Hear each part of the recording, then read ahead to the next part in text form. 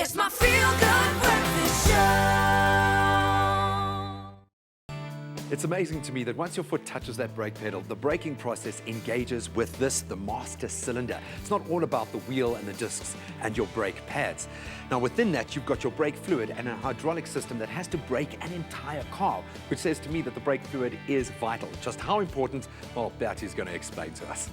Brake fluid is a type of hydraulic fluid which is designed to transfer force into pressure and to amplify braking force in cars, motorcycles and even some bicycles.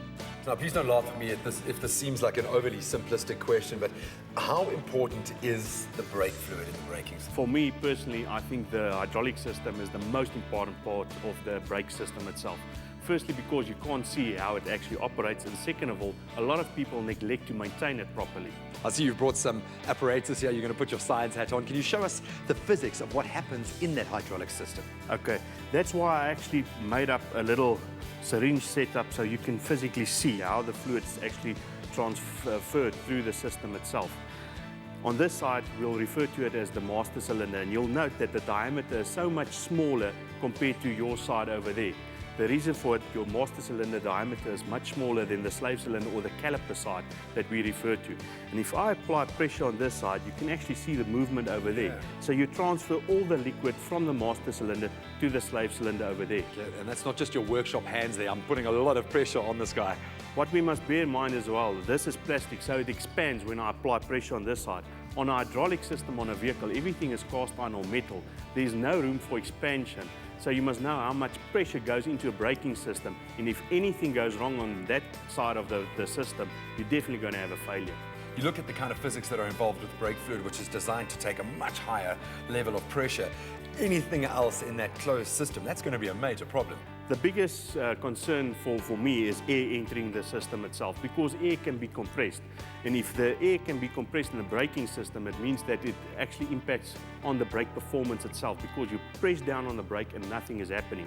Second of all is also moisture coming into the system. Because it's a glycol-based brake fluid, it tends to pull moisture from the day that you actually fill the system itself. So it's very important to change the brake fluid on this recommended service intervals. Obviously, we can't all do the syringe test ourselves. So what is a good guideline to replace the brake fluid? We recommend it for Rodo that you change the brake fluid every 60,000 kilometers or 18 months, depending on what comes first, to ensure that the brake system is actually clean and actually lasts for a lifetime if everything is kept in good condition in the system itself. I was going to ask, is this a relatively simple DIY job or more for your advanced kind of petrol heads? If you're up to the task and you're a petrol head and you know what's going on the system itself, yes, you can do it yourself. But if you're not sure, take it to a specialist, because if there's anything wrong on the hydraulic system, it will lead to a failure on the end of the day. So there you have it. It is a job you can do yourself. Just make sure you catch up on some of our past episodes on YouTube, update your knowledge, and I think it would be worth doing the syringe test yourself just to get a sense of how much pressure is actually involved in that system. But as always, if you have any questions, go to the experts. Thanks, man.